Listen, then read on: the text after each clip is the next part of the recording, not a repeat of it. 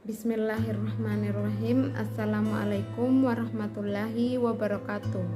Perkenalkan, nama saya Fatihah Rizky Ramadhani dengan NIM 202119054,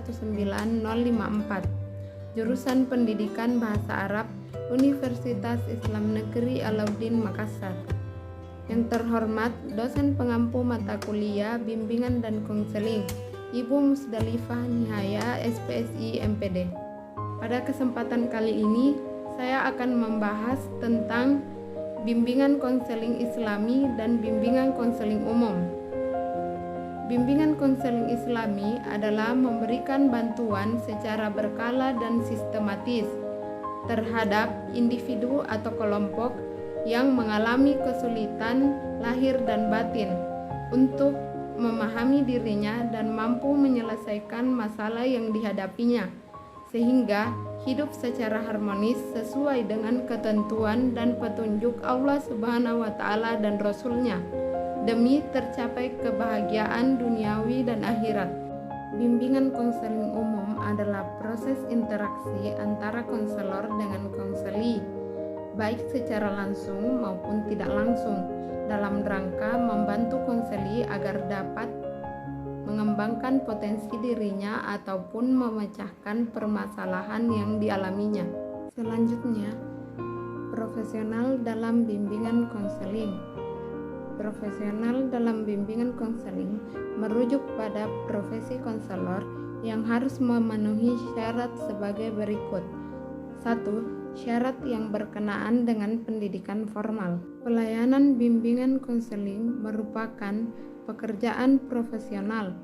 Oleh sebab itu, profesi konselor sebagai pendidik harus berkualitas akademik, minimal sarjana pendidikan atau S1, jurusan bimbingan konseling, dan telah lulus pendidikan profesi guru bimbingan dan konseling atau konselor. Yang kedua, syarat berkenaan dengan kepribadian. Syarat konselor harus mempunyai kepribadian yang baik, karena pelayanan bimbingan dan konseling yang dilakukan berkaitan dengan pembentukan perilaku dan kepribadian klien. Upaya ini akan efektif dilakukan oleh seseorang yang memiliki kepribadian baik pula. Yang ketiga, syarat yang berkenaan dengan pengalaman. Pengalaman memberikan pelayanan bimbingan dan konseling harus berkontribusi terhadap keluasan wawasan pembimbing atau konselor yang bersangkutan. Syarat pengalaman bagi calon guru BK setidaknya pernah diperoleh melalui praktek BK dalam laboratorium dan praktek pengalaman lapangan PPL. Yang keempat, syarat yang berkenaan dengan kemampuan. Konselor harus melaksanakan tugasnya dengan baik. Konselor harus memiliki intuisi dan pengetahuan dalam menghadapi klien agar dapat menangkap makna tersirat dari perilaku yang tampak dan terselubung, sehingga konselor dapat memberikan arahan yang bermakna bagi perkembangan klien. Lalu, kriteria konselor profesional. 1. Memiliki penguasaan dan pengetahuan. Maksudnya adalah seorang konselor harus dapat memahami tentang konsep bimbingan dan konseling, landasan pendidikan, serta memahami kode etik bimbingan dan konseling dalam implementasi hubungan konseling yang akan dilakukan. Yang kedua, penguasaan emosional, yakni seorang konselor harus dapat menguasai emosi di dalam dirinya terlebih dahulu, lalu akan merefleksikannya kepada kliennya. Dengan memahami emosional klien, maka konselor dapat melakukan pendekatan yang tepat dalam proses konseling, sehingga dapat memperlancar dalam upaya memecahkan masalah yang dihadapi kliennya. Yang ketiga, memahami tentang kepribadian. Seorang konselor harus dapat memahami tentang penguasaan kepribadian yang dimiliki dirinya sendiri dengan baik. Dengan memahami dirinya sendiri, konselor akan memiliki pandangan yang tepat terhadap kliennya melalui penguasaan dirinya sendiri, sehingga ia akan mengetahui apa yang dirasakan klien. Yang keempat, dapat dipercaya. Konselor profesional harus dapat dipercaya oleh semua pihak yang membutuhkan. Agar dapat dipercaya, konselor harus memiliki kejujuran yang tinggi, yaitu sifat terbuka, otentik, dan objektif dalam pemberian layanannya kepada klien. Yang kelima, memiliki psikologis yang baik. Konselor diharuskan memiliki psikologis yang lebih sehat daripada kliennya, karena jika konselor kurang sehat psikisnya, maka akan menghambat proses konseling yang dijalankannya. Misalnya, ketika konselor mengalami masalah ekonomi dalam kehidupannya, maka hal itu akan memengaruhi psikis konselor menjadi tidak sehat dan akan menyebabkan pemberian pelayanan bimbingan dan konseling yang kurang baik, bahkan dapat menyimpang. Selanjutnya, cara mengembangkan kreativitas siswa. 1. Meningkatkan pikiran kreatif peserta didik melalui media. Media yang seringkali kita jumpai adalah plastik, beragam jenis batuan, kerang, kayu, ataupun barang lainnya. Media ini dapat membantu memunculkan inspirasi dan mengelolanya menjadi barang yang bernilai, seperti gantungan kunci atau tempat pensil dan sebagainya. Kedua, memberikan penghargaan bagi peserta kreatif. Penghargaan bukan hanya dibutuhkan bagi peserta didik yang berprestasi dalam bidang akademik, tetapi dalam bidang lainnya seperti bakat dan karya kreatif. Penghargaan yang diterima akan mempengaruhi konsep diri anak secara positif, sehingga dapat meningkatkan keyakinan si anak. Ketiga, melakukan permainan kreatif.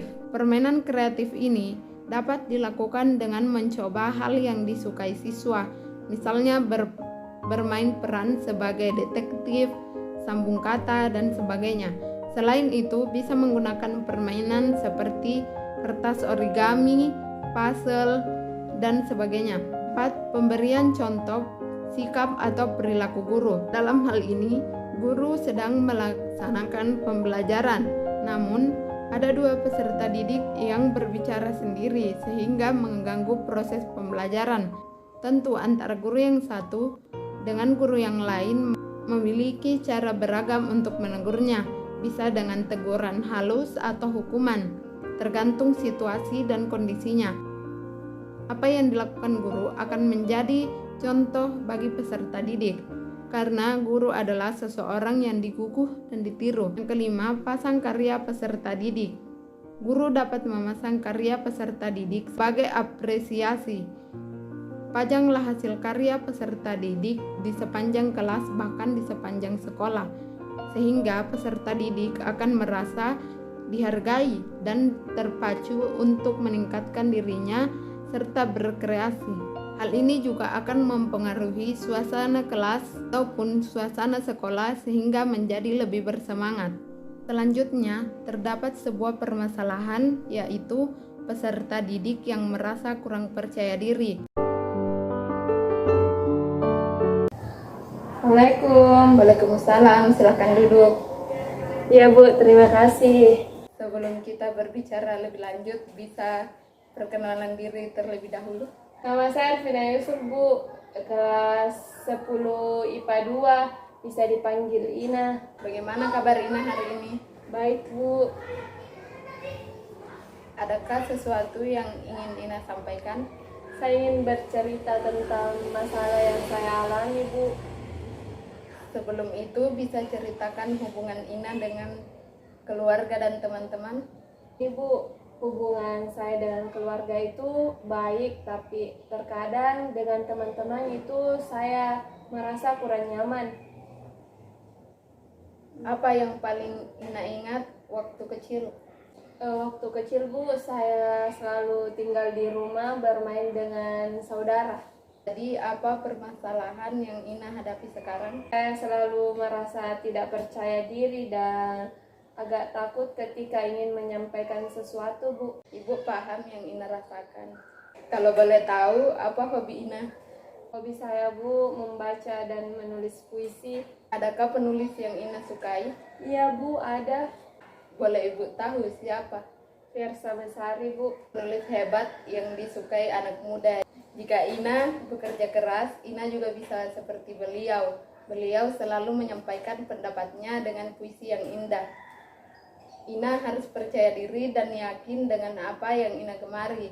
Jika Ina menyampaikan sesuatu, anggap saja itu hobi yang Ina salurkan. Iya Bu, saya akan mencobanya. Terus maju dan belajar lebih baik. Terima kasih Bu. Apakah ada yang ingin Ina sampaikan lagi? Jadi begini Bu, apakah saya mulai dari sekarang bisa percaya diri terhadap apa yang akan saya lakukan ke depannya? Iya, Ina harus yakin dengan diri Ina dan anggap semua yang Ina lalui adalah proses menjadi lebih baik. Iya Bu, saya paham. Apa yang Ina rasakan sekarang? Saya terasa lebih lega Bu setelah bercerita dengan Ibu. Alhamdulillah, terima kasih sudah mau bercerita dengan Ibu. Kita akhiri. Assalamualaikum. Waalaikumsalam Bu.